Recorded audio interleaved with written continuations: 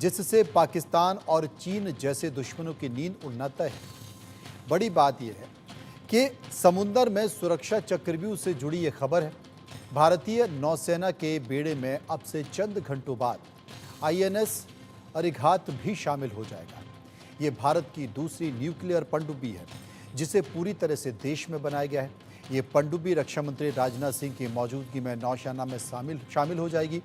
INS Arihant Hind महासागर क्षेत्र में गश्त भी करेगी। और आप वो तस्वीर देख सकते हैं जो कि आईएनएस अरिहंत की है। ये न्यूक्लियर पनडुब्बी है और अब से कुछ घंटे बाद ये शामिल हो जाएगी भारतीय नौसेना में। आपको बता दें कि आखिर ये क्यों महत्वपूर्ण है। दुश्मनों पर घात करेगा अरिघात। अरिघात को अपग्रेडेड वर्जन है। परमाणु क्षमता से ये पूरी तरह से लैस पनडुब्बी है।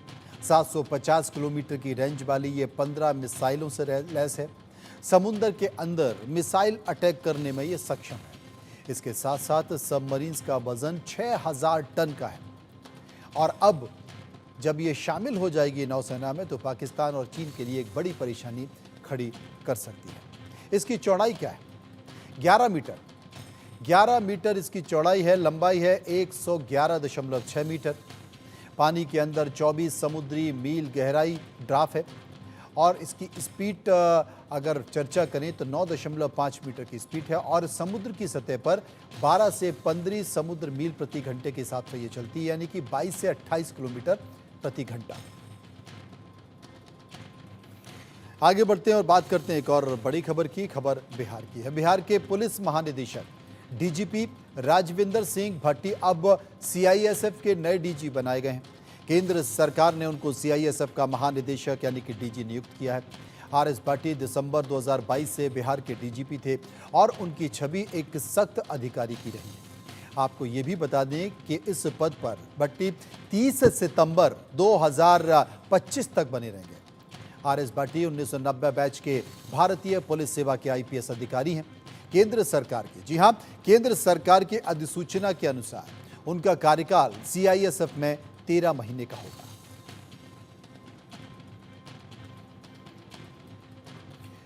बांग्लादेश से जुड़ी हुई बड़ी खबर। बांग्लादेश के मोहम्मद यूनिस की अगुवाई वाली अंतरिम सरकार ने भारत विरोधी उग्रवादी नेता अंसारुल्लाह बांग्ला टीम के प्रमुख जसीमुद्दीन रहमानी को रिहा कर दिया है। अंसारुल्लाह ग्रुप और अल कायदा ग्रुप से इनका सीधा संबंध है, जिसके चलते राष्ट्रीय सुरक्षा को लेकर भारत की चिंताएं भी बढ़ गई हैं। तो दूसरी ओर जमात-ए-इस्लामी पर भी बैन हटा लिया गया है। पूर्व प्रधानमंत्री शेख हसीना ने विरोध प्रदर्शन के दौरान जमात-ए-इस्लामी पर प्रतिबंध लगा दिया था। रहमानी की अंसारुल्लाह बांग्ला टीम यानी कि एबीटी को 2015 में शेख हसीना के तहत बांग्लादेश में प्रतिबंधित कर दिया गया था। बाद में इस उग्रवादी समूह ने अपना नाम बदलकर अंसार अल इस्लाम रख लिया। अंसार अल इस्लाम पर भी 2017 में हसीना सरकार ने बैन लगा दिया। रहमानी को पिछले सोमवार को गाजीपुर की काशिमपुर सेंट्रल जेल से रिहा किया गया है। न केवल उन्हें रिहा किया गया है बल्कि उन्हें बांग्लादेश सेना सम्मान के साथ अपने साथ ले गए। अपनी रिहाई के बाद रहमानी ने एक खुली छत वाली कार से समर्थकों को संबोधित भी किया और उनका अभिवादन भी स्वीकार किया। अंसारुल्लाह बांग्ला टीम लंबे समय से भारत में आतंकवाद का जाल फैलाने की कोशिश कर रही है। उनके कई कार्यकर्ताओं को पहले भी भारत में गिरफ्तार किया जा चुका है।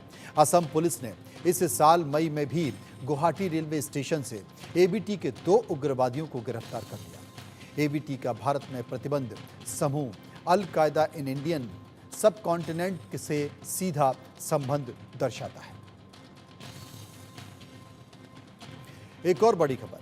अभी के दौर में सेल्फी लेना जीवन का एक हिस्सा बन गया है, लेकिन कभी कभी सेल्फी लेना जान पर बनाती है। एक ऐसा ही मामला बिहार की राजधानी पटना से जुड़ा हुआ है, जहां महात्मा गांधी सेतु पर एक युवती सेल्फी लेने के चक्कर में पुल से नीचे गंगा नदी में गिर गई।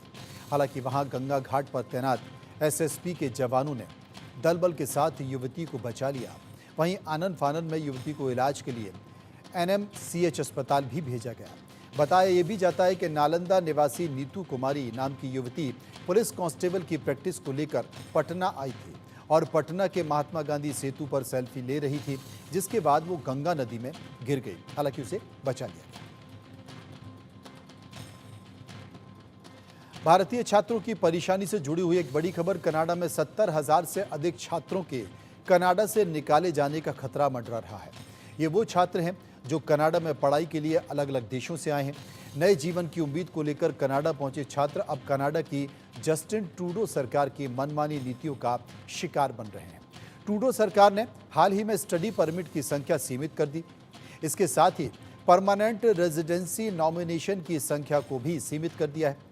इतना ही नहीं, ट्रूडो सरकार ने अस्थायी श्रमिकों की संख्या में भी विदेशी कामगारों की हिस्सेदारी को कम करने का फैसला लिया है। इन फैसलों के कारण कनाडा में साल के अंत में अपनी ग्रेजुएशन की पढ़ाई पूरी करने के बाद अपने देश लौटना होगा। करीब 70,000 अंतर्राष्ट्रीय छात्रों को स्टडी परमिट समाप्त होने के बाद नई चुनौतियों का सामना करना पड़ेगा। इनमें करीब 50% से ज़्यादा छात्र हैं भारतीय हैं। ये छात्र अब स्टडी के साथ वर्क परमिट और स्थायी निवास के लिए आवेदन नहीं कर सकेंगे। ट्रूडो सरकार के इस फैसले के खिलाफ पूरे कनाडा में छात्र विरोधी प्रदर्शन कर रहे हैं।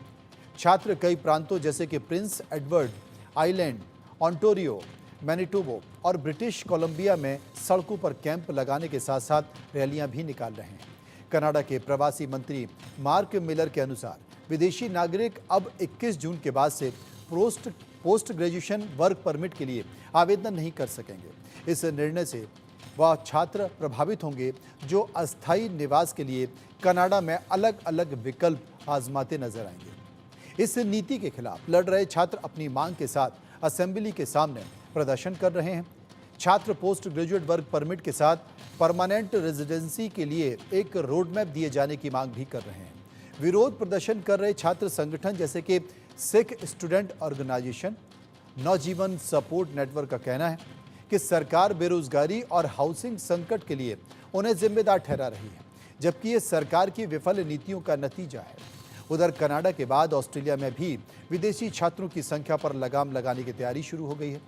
इस खबर के बाद भारत में वो पेरेंट्स सबसे ज़्यादा चिंतित हैं जिन्होंने अपनी गाड़ी कमाई का बड़ा हिस्सा अपने बच्चों पर इन्वेस्ट किया है। एक और बड़ी खबर, यूट्यूब देश में मनोरंजन के लिए इस्तेमाल किए जाने वाला प्लेटफॉर्म माना जाता है। यूट्यूब पर लोग वीडियोस देख जानकारी के साथ साथ मनोरंजन भी करते हैं। वहीं अब यूट्यूब ने अपने यूजर्स को एक नया झटका दे दिया है। अब वीडियोस देखने के लिए लोगों को पैसे देने होंगे। जी हां, आपको बता दें कि यूट्यूब ने अपने सब्सक्रिप्शन प्लान में बढ़ोतरी कर दी है। ये प्लान यूट्यूब प्रीमियम देखने वाले यूजर्स के लिए है जो एड फ्री वीडियोस देखते हैं। वहीं यूट्यूब के इस फैसले का असर लगभग सभी प्रीमियम यूजर्स पर पड़ने वाला है। यूट्यूब ने कुछ प्लान्स की कीमतों में करीब 200 रुपये तक बढ़ा दी है। ऐसे में यूट्यूब प्रीमियम प्लस का जो प्लान है उसकी कीमतों में करीब 58% की बढ़ोतरी की गई है। अब अगर आप भी इस प्लान को खरीदना चाहते हैं तो ये मंथली 3 महीने और 12 महीने वाला प्लान है, उस रूप में लिया जाएगा। वहीं अब इन सभी प्लान्स के लिए यूजर्स को ज़्यादा भुगतान